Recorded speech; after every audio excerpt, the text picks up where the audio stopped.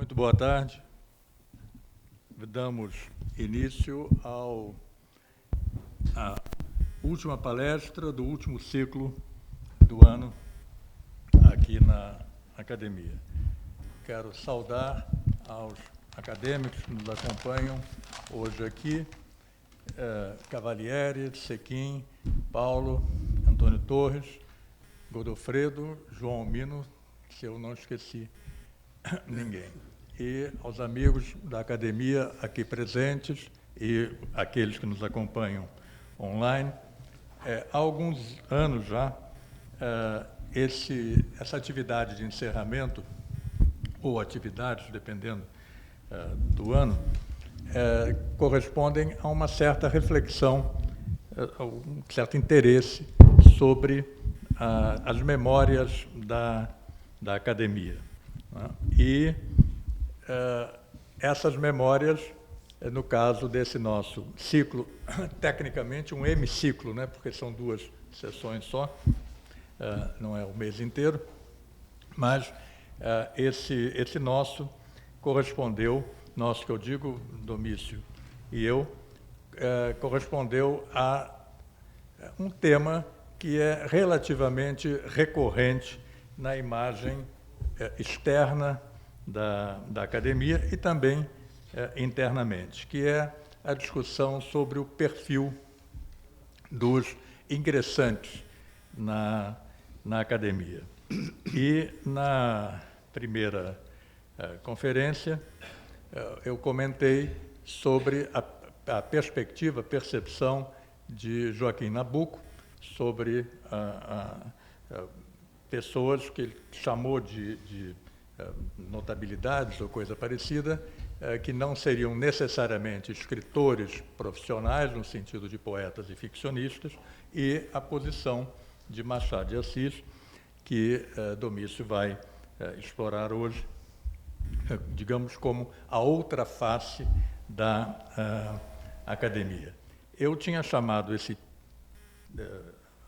exposição de duas faces da academia. Não as duas faces, porque pode haver outras bipolaridades. Essa é apenas uma bipolaridade possível. Não é?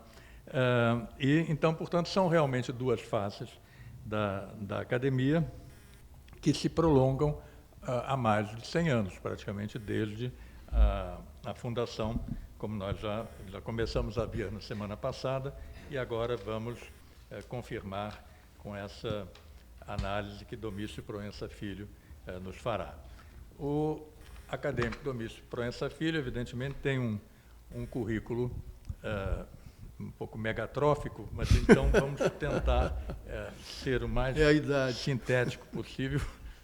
Não é só a idade, não. Além de poeta, professor universitário de literatura brasileira e de língua portuguesa, ficcionista, crítico literário, roteirista e promotor cultural.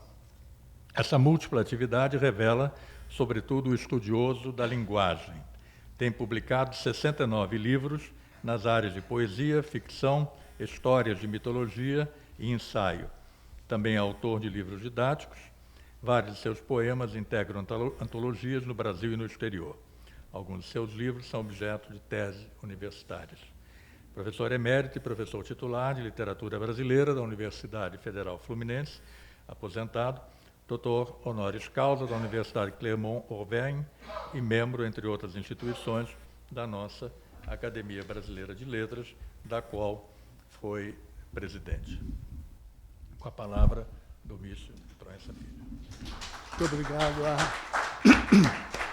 Muito obrigado, Arno. Eu peço desculpas pela voz, está um pouco fanhosa em função de uma alergia por culpa da literatura, por culpa dos livros, que eu tive que consultar alguns bastante antigos. Vou parar porque chegou Ana Maria. Boa tarde a todas e a todos, em especial aos meus colegas acadêmicos e à acadêmica Ana Maria, que me prestigiam aqui com a presença. Vou repetir com muito orgulho: Antônio Torres, Paulo Brito, Antônio Carlos Sequim, Ricardo Cavalieri, João Almino, Godofredo de Oliveira, e Ana Maria Machado. Valeu. Obrigado a vocês, obrigado aos amigos da academia que estão sempre aqui nos prestigiando e também àqueles que nos acompanham pela internet. Bom, me cabe tratar, falando brasileiramente, viu, Ricardo? Gostou do brasileirismo? Me cabe tratar do perfil de Machado, como disse o Arno, na sua condição de presidente da Academia Brasileira de Letras. A tarefa, é claro, é ultra arriscada, na medida em que o Arno esgotou praticamente o assunto na palestra anterior, quando ele falou do como a entendia Nabuco. Não se pode dizer como Nabuco entendia sem dizer como Machado entendia. E aí eu vou discordar das outras faces, embora elas tenham existido. Mas aquelas que se polarizam, aparentemente, são as duas.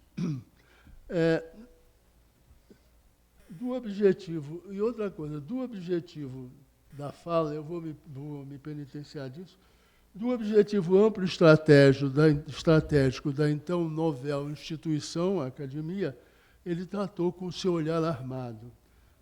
Seja-me, então, permitido, por precaução, restringir-me a alguns aspectos ligados à faceta machadiana no âmbito do discurso manifesto ou no discurso latente. Eu começo por uma breve contextualização, um pouco sintetizadora do que o Arno fez, só para começo da nossa conversa. A época em que Machado de Assis vive é no Brasil, e Arno explicitou isso com minúcias, marcada pelo signo da crise e da mudança. É um tempo brasileiro em que uma sociedade fundamentalmente agrária, latifundiária e escravocrata abre espaço para a presença de fortes dimensões burguesas e urbanas, abolindo gradativamente o trabalho escravo. A abolição dos escravos mobiliza a emoção nacional e leva a mudanças nos rumos da economia. A República não tarda e vem, como se sabe, a ser pronunciada em 1889, com perdão da platitude. O presidente militar, Deodoro da Fonseca, que governa de 89 a 91, e Floriano Peixoto, seu vice, que, como todo mundo sabe, o substitui e permanece na presidência até 1894, porque cito as datas, porque elas estão vinculadas à existência da academia. Eles mantêm a tendência conservadora e buscam apoio na classe média cada dia mais ampla. Daqui a pouco vocês vão entender porque eu estou enfatizando tendência conservadora e estou enfatizando classe média. O que ainda não vem é o esperado desenvolvimento econômico, diminuto, e esse não absorve a classe média. E essa mesma classe média, entretanto, que começa a construir o seu lugar social e político. A busca desse lugar se fundamenta na tradição da cultura ocidental, que vem desde o Renascimento. Já se vê a importância da literatura aí. A valorização do conhecimento, a valorização do saber e das qualidades intelectuais. É a estratégia usada para contrapor-se pelo intelecto à aristocracia do sangue e à aristocracia da riqueza. Nesse espaço, a carreira literária ganha notável destaque. E nesse dimensionamento no Brasil, isto vem desde o romantismo. Isso ganha força nesse momento. E é o alto prestígio do escritor que vai propiciar a criação, em 1896, da Academia Brasileira de Letras, um acontecimento histórico altamente significativo, quando reúne, no processo da sua fundação, Machado de Assis, classe média ascendente, Joaquim Nabuco, classe alta privilegiada. A vida de Machado é um excelente exemplo da estratégia, só para lembrar, por oportuno, em tempos de afirmação da identidade cultural da etnia. Ele era filho de Francisco de Assis. É importante aqui, eu gosto de reiterar isto, porque, sobretudo hoje, em tempo de afirmação de identidade, a história começa a ganhar tons ficcionais. Em primeiro lugar, o Morro do Livramento não tinha favela. Filho pobre de uma favela, não, de jeito maneira, como se diz em Minas. Ele era filho de Francisco de Assis, dourador e pintor de paredes. A mãe portuguesa açoriana, Maria Leopoldina Machado de Assis. Consta que ambos eram alfabetizados e que o pai cultivava o hábito da leitura. Moravam numa casa modesta, atenção, quem está procurando a casa de Machado de Assis, moravam numa casa modesta próxima da chácara de Dona Maria José de Mendonça Barroso, viúva do brigadeiro Bento Barroso, antigo intendente do Ouro, casada em segundas núpcias, segundo informa Roberto Schwartz, com um senador e ministro do Império. Os dois eram possivelmente agregados da família, como tinham sido os avós do menino. E a senhora Barroso tornou-se madrinha e protetora da criança. Esse menino converte-se pelo estudo e pelo trabalho no intelectual consagrado e socialmente reverenciado que nós todos admiramos. Ultrapassa pelo saber e, sobretudo, por sua condição de escritor, as restrições veladas ou explícitas da sociedade de então, a sua condição étnica e a sua condição social, de advindo do estamento considerado mais baixo. Já se vê que o preconceito de cor e de classe começa cedo. Muitos escritores seus contemporâneos viveram experiências semelhantes, não a da cor, evidentemente. Entre eles, ainda que sem a dimensão excepcional, Aloysio Azevedo, Olavo Bilac, Lima Barreto e Cruz de Souza. Não é, Godot? Que é um especialista em Cruz de Souza. Ressalte-se que, à medida que o criador de Dom Casmurro progride na sua produção literária, vão se abrindo as portas à sua carreira de funcionário. Machado representa, nesse sentido, a vitória da aristocracia do espírito. Verdade que era um funcionário e um cidadão que atualmente seria considerado politicamente correto. Talvez uma natural estratégia de sobrevivência. A crítica aguda e denunciadora, sabemos todos, ele a explicitou no jornalismo e a instaurou no texto de sua literatura, nos espaços da crônica e da ficção. E mais, no seu tempo, os horizontes filosóficos e científicos... Perdão, mudei o rumo. O cultivo da arte literária se torna um veículo de afirmação e reconhecimento social. Ampliam-se também os padrões da nossa literatura. Esse aspecto envolve, de imediato, o próprio leitor, consumidor dessas novas dimensões necessariamente presentes no texto. Ainda que o público leitor seja diminuto, não tenhamos ilusões.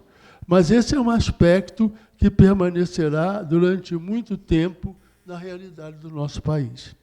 Para ficar com os pés na realidade, 5 milhões de habitantes integram a população brasileira da época. A maioria constituída de analfabetos, mais absolutos do que funcionários. Nas palavras de Machado, em crônica de 15 de agosto de 1876, a nação não sabe ler. Há só 30% de indivíduos residentes neste país que podem ler. Desses, uns 9% não leem letra de mão. 70% jazem em profunda ignorância. As instituições existem, mas por e para 30% da população. Mudam-se os tempos, mudam-se os destinos da sociedade.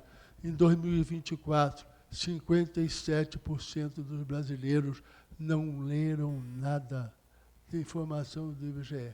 Nenhuma espécie de leitura, nem jornal, a não ser, naturalmente, o iPhone e a internet. Poucos liam naquela época, e assim mesmo no ambiente urbano de poucas cidades, e menos ainda nos liam livros, e um número ainda mais restrito, livros de literatura.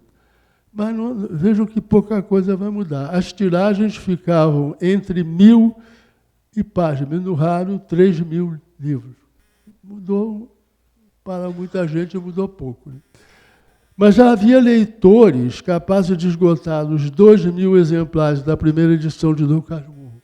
A primeira edição de Dom Casmurro, sabemos todos, foi lançada em 1899 pela Garnier em Paris, chegou ao Brasil em 1900. o que dá sempre alguma confusão nas citações bibliográficas. Também se lia nos livros, nos jornais, os 6 romances que ele lançou anteriormente. Não se alimentam ilusões de falsa riqueza, mesmo com esse êxito sempre crescente que acompanha a produção dos 9 romances, 6 volumes de contos, 3 de poesia, 5 peças de teatro. Machado não vive de livros. Não havia como. Suas obras ficcionais ocupavam o primeiro lugar em vendas, mas adiantava pouco em termos de rentabilidade. Eu teria os dados do quanto ele ganhava por livro e chegou o momento que a situação ficou tão caótica que ele vendeu os 15 livros, vendeu os direitos a Garnier por 8.500 contos de réis, que não era muito dinheiro, não. Então, e outra coisa, quem reclama hoje tem que lembrar que encontrar editor naquela época também não era fácil. O que garantia a sobrevivência dos escritores era o jornalismo e o serviço público, né? O Nabucco se queixou disso, né, Arno? Dizendo que a única forma que ele tinha de ganhar alguma coisa era, e a fortuna de achar editor, era ter escrito um estadista do Império. É verdade que no começo do século XX, o ofício de escritor passa a ser reconhecido, culmina numa conquista que vinha se configurando desde as 2 décadas anteriores. Fatos sintomáticos. Olavo Bilac e Medeiros de Albuquerque recebem ordenados mensais pelas crônicas publicadas, respectivamente, na Gazeta de Notícias e em O País. Coelho Neto também ganha para escrever no Correio da Manhã. A esse tempo, quem sintetiza é Valentim Faccioli, o mercado literário havia ganho uma dimensão, tanto no livro quanto nos jornais e revistas, que indicava profundas alterações na vida econômica, social e cultural do país, gradativamente. Consolida-se a figura do profissional das letras.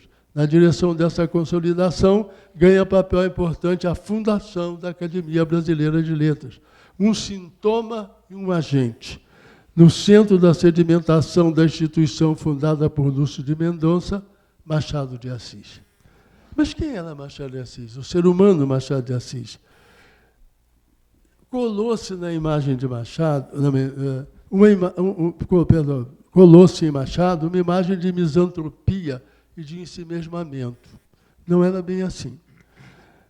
Não é, pelo menos, o que demonstram as cartas. Sobretudo as da mocidade do tempo do Machadinho. Por elas sabemos que, como assinala Paulo Sérgio Rouanet, era um jovem boêmio, namorador, com quem os amigos se abriam e a quem faziam confidências amorosas, no tom ultra-romântico de uma juventude que completara o seu aprendizado literário lendo Misset e Álvares de Azevedo. As cartas mostram também a passagem do Machadinho a seu Machado. O Diário do Rio de Janeiro foi um dos periódicos em que Machado colaborou regularmente desde 1858. Ali assinava a seção denominada Comentários da Semana, assinados, ora com seu próprio nome, ora com o pseudônimo de Gil. Seus textos, notadamente os publicados entre 1860 e 62, revelam a sua militância no jornalismo político. Pesquisas de Jean-Michel Massat, estudos de Raimundo Magalhães Júnior e Brito Broca, dão conta de um colunista combativo de crítica agudíssima na linha do liberalismo que marca o jornal. Vejam só, ele aponta, aspas, a incoerência, a inconsequência, a asnice dos membros do governo. Um exemplo é o seu juízo sobre o ministério chefiado pelo Duque de Caxias, em que denuncia o imobilismo, a incapacidade, a venalidade, a mediocridade, o fatalismo, a ambiguidade, a duplicidade, a ilegalidade, a hipocrisia, o favoritismo. Esse juízo está, entre aspas, foi escrito por Machadinho. A militância levará, inclusive, o seu nome, vejam só, a militância política levará, inclusive, o seu nome, em 1866, a lista de candidatos à futura Câmara dos Deputados pelo 2º Distrito de Minas Gerais. Não foi eleito. Acreditou que tivesse sido derrotado e que, na verdade, não era venceira. Ele tinha retirado a candidatura antes das eleições. Resolveu, a partir de então, dedicar-se totalmente à literatura. Não se entenda a sua posição liberal como ideologia incorporada e permanente. Cedo ele entendeu o jogo de poder das oligarquias, o oportunismo dos jornais interessados menos na autenticidade de posições ideológicas e muito mais na possibilidade de chegar com alguma facilidade às instâncias do poder. Coerência não era o forte de tais grupos de interesses. Eram liberais como poderiam ser conservadores. Machado teria certamente consciência de que os liberais de um dia serão os conservadores de outro. Plus ça change, com perdão da pronúncia, Godofredo, entendeu os mecanismos do poder e substituiu pouco a pouco o entusiasmo pela ironia e pelo humor, com o talento que lhe permitiu a garantia do espaço social conquistado a duras penas. E mudou o lugar da trincheira. Uma das marcas fortes de sua literatura será, como todos nós sabemos, justamente desvendar o que se esconde sob a máscara dos fatos e das pessoas, como demonstrou a lucidez crítica do nosso saudoso e querido Alfredo Bozzi. Esse mesmo Machado assume, na letra escrita de várias crônicas, tomada de posição em relação ao episódio de Canudos. É tempo em que recrudesce a luta do governo federal com o grupo de Antônio Conselheiro. Machado trata do assunto em várias crônicas. Numa delas, protesta, aspas, contra a perseguição que se está fazendo à gente do Conselheiro, fecha as aspas. Em duas outras, faz sugestão premonitória. Numa delas, ora bem, quando se acabar esta seita de Canudos, talvez haja nela um livro sobre o fanatismo sertanejo e a figura do Messias. Outro Coelho Neto, se tiver algum talento, poderá dar-nos daqui a um século um capítulo interessante, estudando o fervor dos bárbaros e a preguiça dos civilizados, que os deixaram crescer tanto quando era muito mais fácil tê-los dissolvido com uma patrulha. O texto veio no calor da hora, como sabemos, e não foi obra de Coelho Neto. Escreve a saga de Canudo o vigor do texto de Euclides da Cunha, como nós sabemos.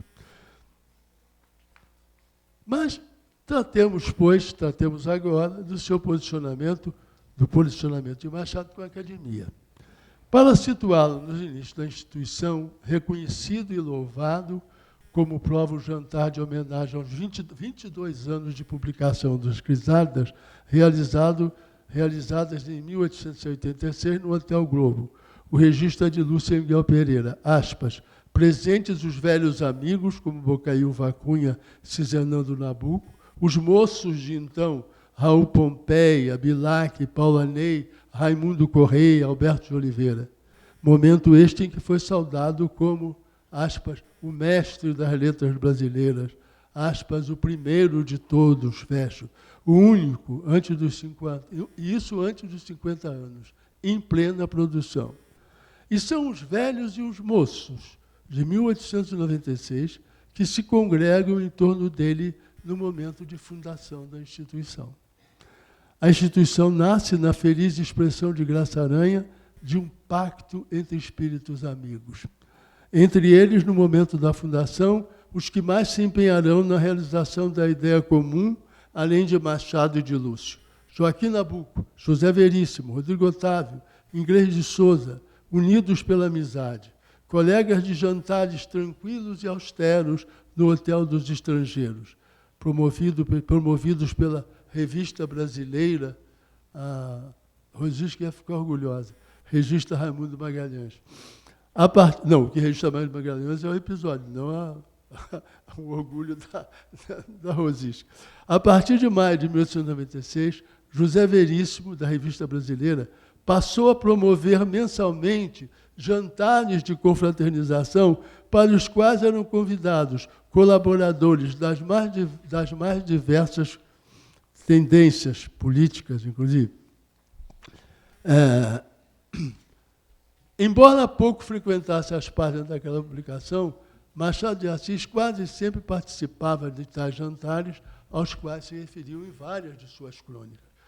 Ele comparece e registra em crônica de 17 de maio, palavras de Machado.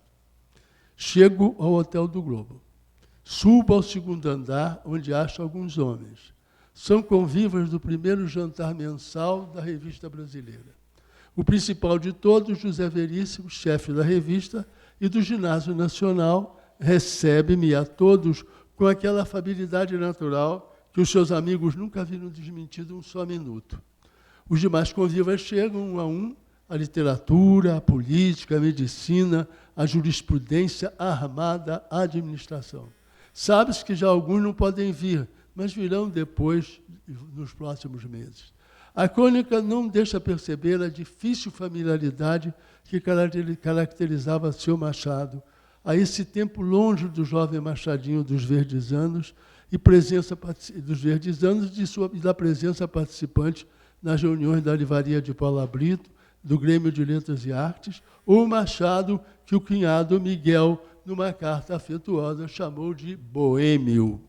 Verdade que participava dos encontros de Garnier e, notadamente, da La Emerte, onde se convertia em centro natural da reunião, com seu ligeiro gaguejar, que dava mais graça às suas observações, sempre deliciosamente maliciosas e carregadas de fina e velada ironia. Outros jantares mensais reuniam para uma hora de agradável convívio escritores e artistas no Rabelais, clube fundado por Araripe Júnior e Raul Pompeia. Era mais um grupo que cultivava com galhardia a arte de conviver. Estes com festa e muito alarido. O Rabelais se diluiu por força das dissensões de ideias políticas em torno da revolta de 1893, em que a Armada, sob o comando de Custódio de Melo, rebela-se contra Floriano. Como se depreende, cultivava-se o encontro e a conversa. É na esteira desse hábito de reunião e convívio que floresce a ideia da academia, lançada no escritório da revista. Leio em Josué Montelo, o presidente Machado, li no livro O Presidente Machado de Assis, o relato da repercussão nos circunstantes. Antônio Salles, testemunha do nascimento da academia, contou numa página de reminiscência que a ideia do Instituto, entusiasticamente lançada pelo poeta Vergastas no escritório da Revista Brasileira, não foi recebida com alvoroço pela roda ilustre que ali se reunia. Lembro-me bem, diz o memorialista, que José Veríssimo, pelo menos, não lhe fez bom acolhimento. Machado fez, a princípio, algumas objeções. O ceticismo machadiano, a propósito da ideia, pode ser medido pela referência ocasional que faz em crônica centrada em neologismos, onde, após discorrer sobre o termo engrossador, recentemente cunhado e com conotação política, comenta após perguntar quem teria inventado o termo. Aspas para Machado. Talvez algum cético, por horas mortas, relembrando uma procissão qualquer, mas também pode ser obra de algum religionário aborrecido com ver aumentar o número de fiéis. Mas fosse quem fosse o inventor do vocábulo, certo é que este, apesar de anônimo e popular, ou por isso mesmo, espalhou-se e prosperou. Não admirará que fique na língua, se houver aí por 1950 uma academia brasileira. E pode ser que venha incluí-lo no seu dicionário. O dicionário está para sair, não é? Mas ainda naquela época não deu. Uma academia, como todas as instituições congêneres, nasce da afinidade de sentimentos, de aspirações identificadoras. Mas exige a energia e a entrega de personalidades aglutinadoras, dispostas ao desprendido sacrifício da liderança e do trabalho. Não é, Antônio? Não é esse aqui? Pois é. Quer dizer que vocês estão fidelissimamente presos à melhor tradição da casa. E essa força e essa animação, no sentido etimológico do termo, a agremiação idealizada por Lúcio de Mendonça encontrou na consagradora e respeitada presença e na ação dedicadíssima de Machado de Assis. A primeira sessão preparatória da criação se dá em 15 de novembro de 1896, sabemos também, na acanhada redação da Revista Brasileira, na Travessa do Ouvidor, 81. Machado é aclamado presidente, aceita, e convida Rodrigo Otávio e Pedro Rabelo para secretários. É a primeira diretoria em caráter provisório. Machado abraça a causa, converte-se em entusiasmo e afetuosa liderança agregadora. Reacende-se o espírito do jovem frequentador dos encontros da Paula Brito, das reuniões do citado Grêmio de Letras e Artes, de cuja presidência mesmo eleito declinou. Atente-se, o Grêmio cedo dissolveu-se. Sessão de instalação solene, 20 de julho de 1897. 17 membros presentes, 12 faltas, justificadas por carta, e 9 sem nenhuma explicação. Como se vê, é amplo o espaço da tradição. Sala do Pedagógio, instituição de fins educativos. Rua do Passeio, número 82. Condizente com a circunstância do acontecimento. Não as duas pequenas e escuras salas da redação da revista, mal iluminadas pelo gás dos lampiões, sede das próximas 5 reuniões. À noite, única disponibilidade.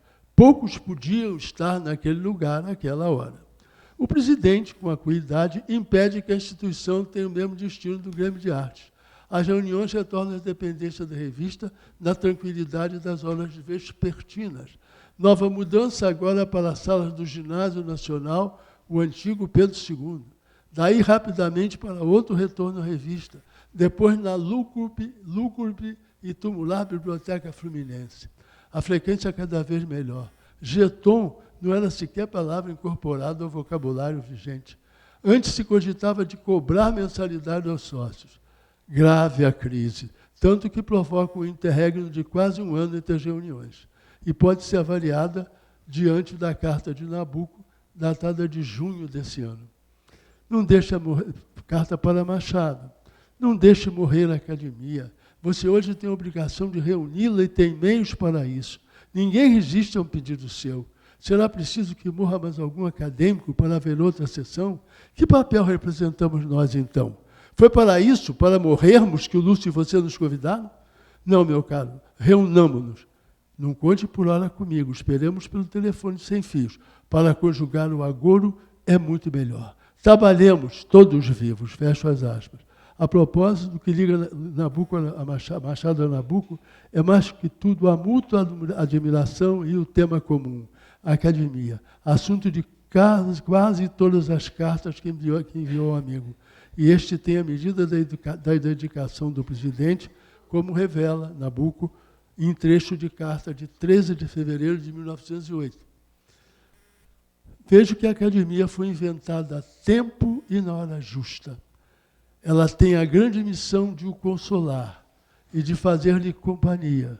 Os ausentes, como eu, estão lá ao seu lado, em pensamento, e os mortos são somente ausentes. Imagine-se o empenho e o esforço do presidente, mesmo com o afastamento do serviço público a que a disponibilidade o obrigara, e mais diante da regularidade com que segue escrevendo e publicando. O timoreiro encontra forças para garantir a permanência da instituição. Agasalhado desde 1897, no escritório de advocacia de Rodrigo Otávio, na Rua da Quitanda, 47, ainda perto da utilíssima Rua do Ouvidor. A sessão ali realizada 11 de abril de 1901. A luta continua. O prestígio do presidente e de alguns acadêmicos leva à Lei 726, iniciativa. Chegou o nosso presidente, por favor, é um prazer tê-lo aqui. Ainda não cheguei na hora que você vai gostar de ouvir. Bom, 3 anos na sala do escritório de Rodrigo Otávio esperaram os acadêmicos para cumprimento das determinações do texto legal. Incessante o trabalho do presidente, que pôde ser acompanhado na sua correspondência com Joaquim Nabuco. Finalmente, a sede, revelada em carta ao autor de minha formação. A nossa academia já tem o seu aposento, como deve saber. Não é separado, como quiséramos. Faz parte de um grande edifício dado a diversos institutos. Um destes, a Academia de Medicina, que já tomou posse da parte que lhe cabe e fez a sua inauguração em sala que deve ser comum às sessões solenes. Não recebi ainda oficialmente a nossa parte. Espero por dias. Vê que a tradição da FAPERJ não tem, está muito próxima. Né? O local era então chamado de Edifício do Cais da Lapa. Só um ano depois, efetivamente, ocupada pelos acadêmicos, com a Batalha do Mobiliário, uma vez comandada pelo presidente e vencida com a atuação dos citados deputados Medeiros de Albuquerque e Eduardo Ramos, que, nesse sentido, propuseram e conseguiram aprovar emenda no Ministério do Interior. Era a estabilidade da moradia. Manda a verdade que se diga que quem estava tratando disso era Machado de Assis, diretor, a essa altura, já ocupando cargos de diretoria em cargos públicos, falando com os deputados de igual para igual. Relações sociais necessárias, muitas vezes, à manutenção da casa. A casa estava, enfim, aposentada e alfaiada, no prédio que abrigava ainda o Instituto Histórico e o Instituto dos Advogados. Mais tarde, por proposta do barão de Raimis Galvão, denominado Silogeu Brasileiro, em lugar do pouco solene nome antigo. Para Machado era pouco. Em carta anterior ao mesmo Nabuco, onde dá notícia da sede conjunta, ressalva: seguramente era melhor dispor a Academia Brasileira de um só prédio, mas não é possível agora, e mais vale aceitar com prazer o que se nos oferece e parece bom. Um certo presidente diria, é o que temos. E vaticina premonitório, outra geração fará melhor. Foi feito. 15 anos depois de sua morte, com a transferência para o Petit Trianon, oferta do governo francês. Depois foi a solidificação, em terreno firme e ampliado, ação em que desponta a energia, o entusiasmo e a determinação do mítico presidente Alcesero de Ataíde. Mas isso é uma história que Laura e Cícero contaram muito bem. Nos tempos heróicos, Machado foi efetivamente o grande consolidador, pela força do seu prestígio, sobretudo pela firmeza de sua atuação e por sua capacidade de comando, evidenciadora de uma vocação política agregadora a que se furtou na vida pública, com habilidade serena, com talento raro, mesmo diante da única dissensão representada por Silvio Romero, mais tarde diluída. Como resume Josué Montello, outra dedicação totalizante à casa, com a acuidade que é uma de suas marcas. Palavras de Josué. A academia, ao ser constituída, sobre ser uma curiosíssima coordenação de partidos, tendências e situações que se harmonizaram por uma espécie de milagre pessoal do seu presidente. Havia ali monarquistas e republicanos, românticos e naturalistas, historiadores e poetas, jornalistas e professores, numa diversidade surpreendente de princípios, ideias, convicções, sobre a qual devia pairar com seu fino gênio político a ação coordenadora do narrador de História Sem Data. Sobre política, a propósito, Machado e Nabuco tiveram a mesma posição. Nas palavras desse último, na academia estamos certos de não encontrar a política. Para a política entrar na academia, eu estou com aspas para Machado, para Nabuco. Na academia, estamos certos de não encontrar a política. Para a política entrar na academia, é preciso que ela não seja o seu próprio objeto, que desapareça na criação que produziu, como o mercúrio nos amálgamas de ouro e prata. Só assim não seremos um parlamento. Aspas fechadas. No espaço da divergência cordial, situa-se a posição dicotômica de ambos em relação à abolição dos escravos. A posição de Nabuco revela-se engajada e claramente explícita e com a ressalva precisa. Uma das coisas mais premonitórias que ele previu. Não basta acabar com a escravidão. É preciso eliminar a obra da escravidão. É o que estamos fazendo até hoje.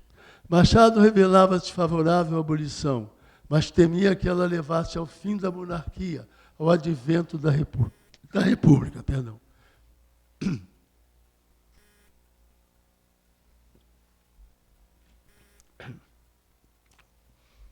presencialmente prestigiava os atos oficiais na direção da libertação dos escravos.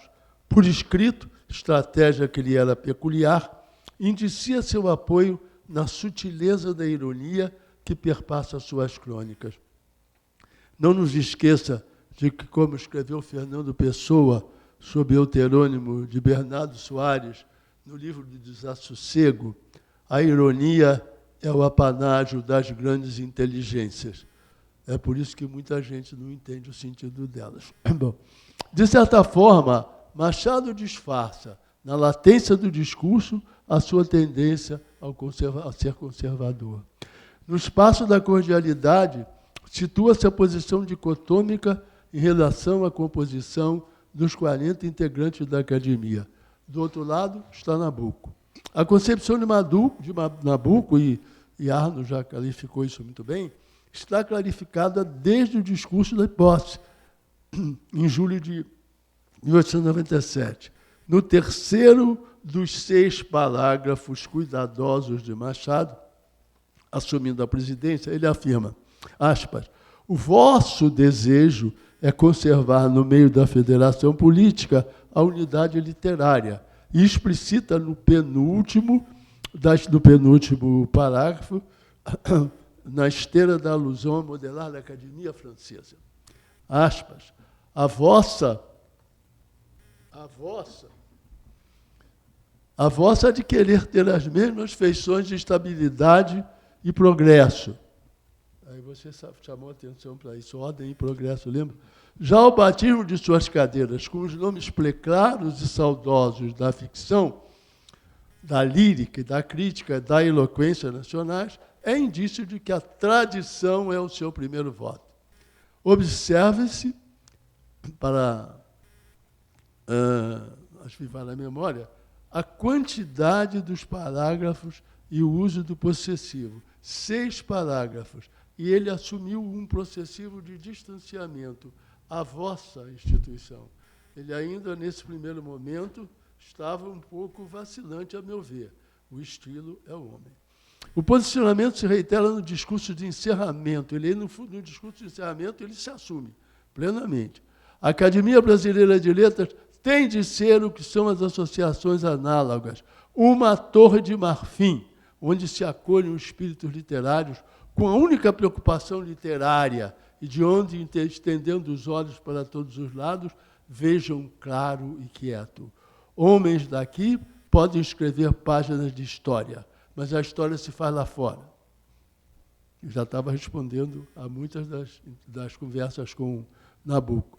Deve ter academia, mas Nabucco pondera, não agredia, mas a academia deve ter uma esfera mais alta do que a literatura, exclusivamente literária. Ela não pode ser exclusivamente literária para ter maior importância. Mas, se for literária, não vai adiantar muito, não. Em carta de Nabucco, observe-se o tom cordial. Aspas, você sabe que eu penso, já está escrevendo já no curso da disputa, né? Você sabe que eu penso dever à academia ter uma esfera mais lata do que a literatura, exclusivamente literária, para ter maior influência. Nós precisamos de um certo número de grands seigneurs de todos os partidos, como assinalou aqui Arno, na terça passada. Não deve, atenção, olha o cuidado do Nabucco, não devem ser muitos, mas alguns. Alguns devemos ter, mesmo porque isso populariza as letras. E outra missiva, a minha teoria, eu já lhe disse, é sim, devemos fazer entrar para a academia as superioridades do país. Superioridade é quem era intelectualmente bem provido, como eu tinha afirmado lá no começo. Viram a importância do conhecimento, a importância de saber das coisas. Machado não discordava do amigo, é curioso, ele não discordava do amigo, mas não nutria entusiasmo pela ideia. O que Machado fez? Abrigou a anuência nas dobras do silêncio.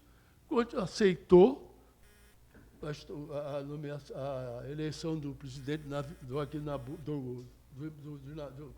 Barão do Rio Branco, é sintomática a respeito, acabou convencendo de vez o presidente.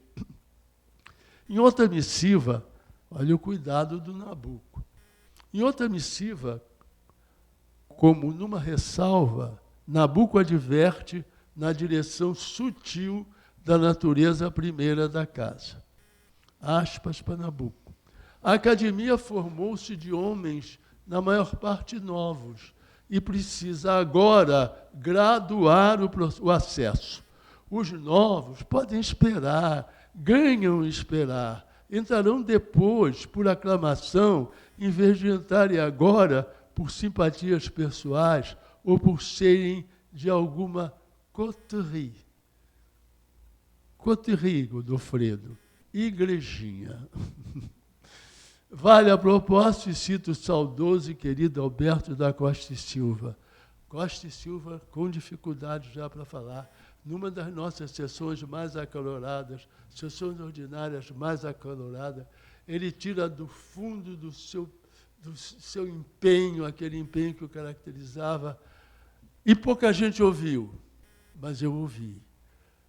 Alberto da Costa e Silva, como não podia defender a posição dele, disse apenas o seguinte: Ana Maria se lembra, a academia não é estímulo, a academia é reconhecimento.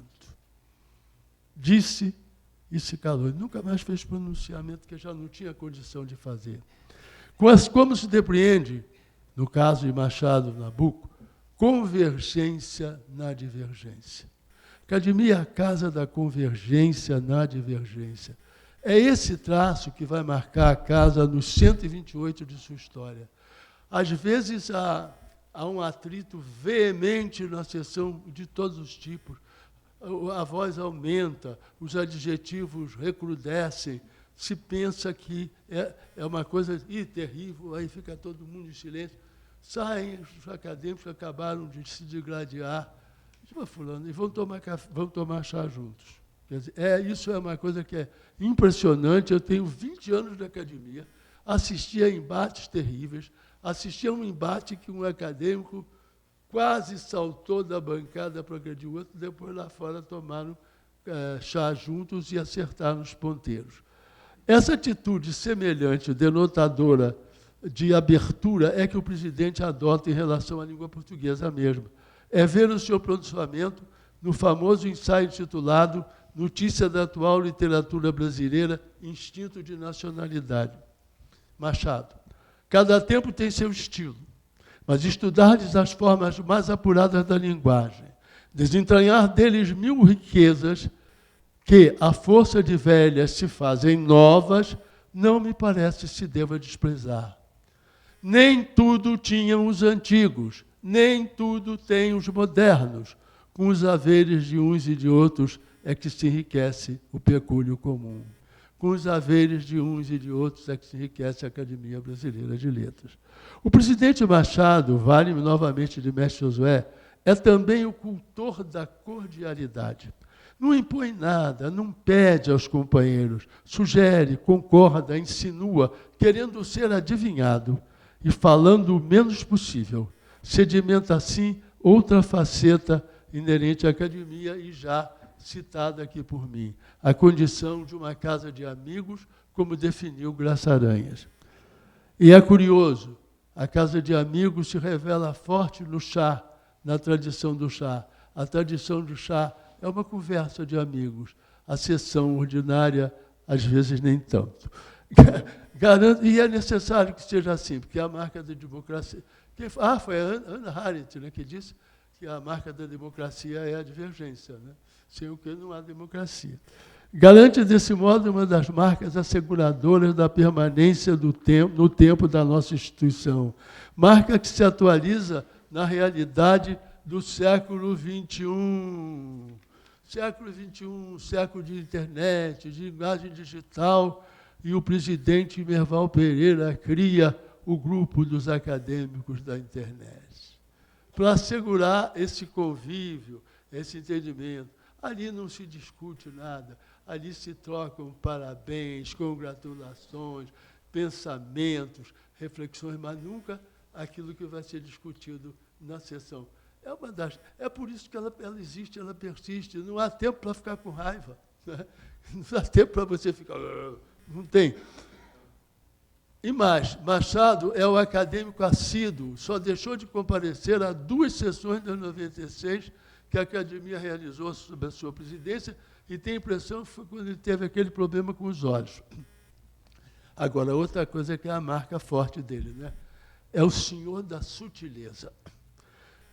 Isso é evidenciado num episódio muito curioso. É o episódio ligado à candidatura de Emílio de Menezes, poeta de marcada irreverência e comportamento boêmio. Matéria discutida em sessão, porque naquela época se discutiam os candidatos nas sessões, era uma prática meio complicada, mas era assim. Na saída, alguns acadêmicos acompanharam o presidente no caminho para o bonde das Águas Férreas. Esse bonde levava Machado à Rua do Cosme Velho. Machado muda o rumo rotineiro do percurso, desvia para a Rua da Assembleia, entra numa cervejaria, ergue o braço e aponta para um quadro que cobre praticamente toda a parede. Esse quadro exibe a figura do candidato, a cara rubra, os bigodes retorcidos, à mão um amplo copo de cerveja. Sem uma palavra, retorna à rua e ao caminho do bonde. Foi o fim das pretensões do poeta. A sutileza não elimina... Tem o outro lado. A sutileza não elimina, entretanto, a obstinação com que ele cuidou da candidatura e da eleição do seu querido amigo Mário de Alencar. Então, há uma divergência, você pode talvez resolver para mim. Numa informação que eu tenho, ele tinha 33 anos, na outra, 29. Marcadas as gestões, entretanto, pela discrição. Outro traço forte do comportamento de Machado na condução das eleições, que permaneceu. A discrição, a condução, como me ensinou Tarcísio Padilha, nas dobras do silêncio. Uma vez, e aí eu tenho que contar uma história rapidinho. Acho que ainda tenho tempo, né, Antônio? Quanto tempo eu tenho? Depende do ponto de vista. Então, já vi o ponto de vista. Mas já estou no fim, não se preocupe. Mas eu não posso me forçar. Eu era candidato à academia. E o Tarcísio me apoiava e tal. Mas ele era muito cuidadoso. Então, o Tarcísio me chamou depois de um depois de um encontro de candidato e tal. Ele disse, Domingos, quantas adesões você acha que você já tem? Aí eu disse, mestre Tarcísio, estou com uns 13 adesões. Ele diz apenas o seguinte, já ouviu a maioria silenciosa? Eu perdi. A aula estava dada, mas a aula eu aprendi, né? Então, aqui, marcadas as gestões pela descrição, Machado faz política, como não podia deixar de ser, mas defende que na academia não há nem deve haver grupos fechados. Triste ilusão do presidente. As eleições da Casa já mobilizavam a imprensa, sinal de sua relevância. A eleição do filho de José de Alencar provocou reações que vocês nem imaginam, e eu não tenho tempo para dizer quais foram, mas elas estão relatadas aqui. O presidente consolida a imagem da academia sem deixar de manter a gravidade e a solenidade do ritual. Essa é uma discussão que eu tenho com muita gente, mesmo diante do número reduzido de participantes da sessão. Também não precisava exagerar. Caso da última que presidiu, diante de apenas 6 companheiros. Ele tem consciência da relevância do rito na construção da imagem da academia. Não esconde a vaidade legítima diante das justas homenagens e deferências. Mantém-se... Vejam bem, aqui não é o caso de manter o que o Estatuto prevê. Ninguém vai se chamar de excelência, não é por aí. Todo mundo me entendeu. Mantém-se, entretanto, fiel à singeleza, à simplicidade e ao recato com que preserva a sua privacidade. De tal modo que fecha a intimidade do seu lar, mesmo aos amigos mais chegados, como Nabuco, Graça Aranha e Mário de Alencar. Ninguém foi lá, na rua, lá na casa do Cosme Velho. Magalhães Azeredo teve o privilégio de conhecer a sala de jantar. Veríssimo, uma vez, pôde entrar no seu quarto de doente. nem a morte permitiu esse privilégio. Lúcio Miguel Pereira, autor de uma da biografia dele, assinala: quando afinal as forças o abandonaram de vez, não foi ao seu quarto de dormir, ao quarto onde guardava as relíquias de Carolina, que se recolheu. Ou por comodidade, ou por último gesto de pudor, última tentativa para resguardar a sua intimidade, ele ficou num aposento no andar inferior, próximo à sala de visitas, onde ali ele recebeu várias pessoas, inclusive Astorgildo Pereira. A dominante em relação à BL é, na percepção de Machado de Nabuco, agora estou assinando o que o Arno disse aqui, o equilíbrio entre tradição e inovação, sem hipertrofia nem atrofia de uma ou de outra. E Arno assinalou isso ao tratar da face de Nabuco.